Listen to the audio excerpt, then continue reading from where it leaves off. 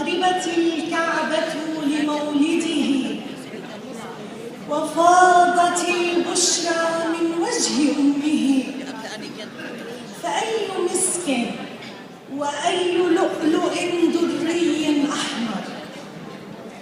يا علي ازينت الثريا بمولدك، يا كوكبا سيارا، فأي بهاء أنت وأي جوهر.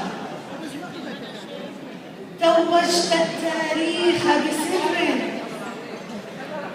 وتاج من المعالي، ونهج صادق لا يقهر.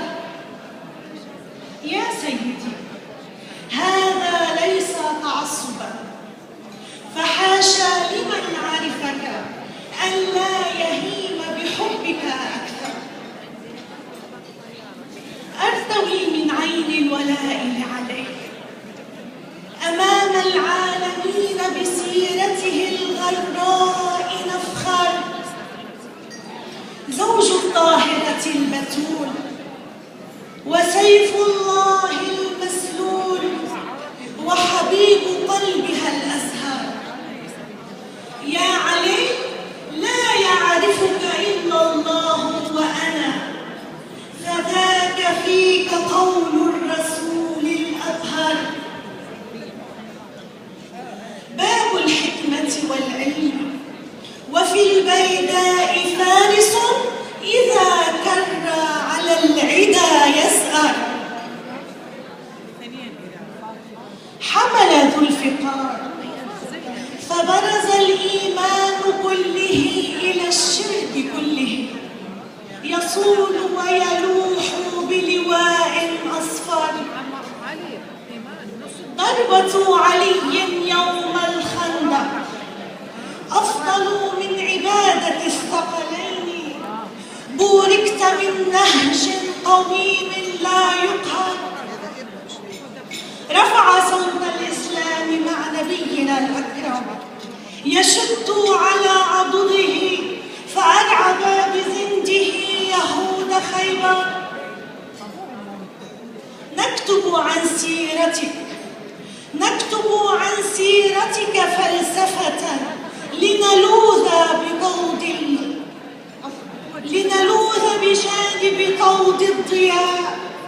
فهبني يا مولاي نظرة بعدها لا أتحسر. من علومك استعرت قريحة الزمان، ومن نهجك الريان باتت تنخر.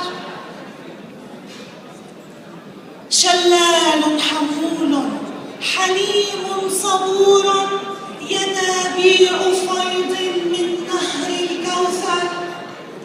اعتزلت الدنيا وطلقتها، وما أهمتك يوما ترجو الوصال الأبدي الأوفر. يا جبلا شامخا، يا جبلا شامخا بخصاله، نتفيأ اليوم بظلاله. فارفع صوتك يا موالي ونادي يا كرار يا حيدر. ثباتك عند الشدائد ملحمة، غذت قريحة الشعر فنطقت حناجر، وصدحت ألسن وفاضت لأجلك الأبحر. خمص البطن من الطوى، يبس الشفاه من الظما، تحمل للجائعين كيس النوى. سلكت درب الإله الأقصر. عمش العين من البكا، فروح وريحان لمن بلغ طوبى. وجالس عيسى وموسى وعون النبي الأطهر من أهل الكساء، ومن انتخبه الرسول يوم الفداء، ووصيه من بعده ليوم الرجوع الأكبر. إن رمت من الدنيا مكتسبا، ويوم الودود الرحيل عليا فبحبه وربي لن تخسر. وأفلح من رفع صوته بالصلاة عليهم فها هي الملائكة تحوم تشفع من صلى للإله وكبر. سلام عليكم.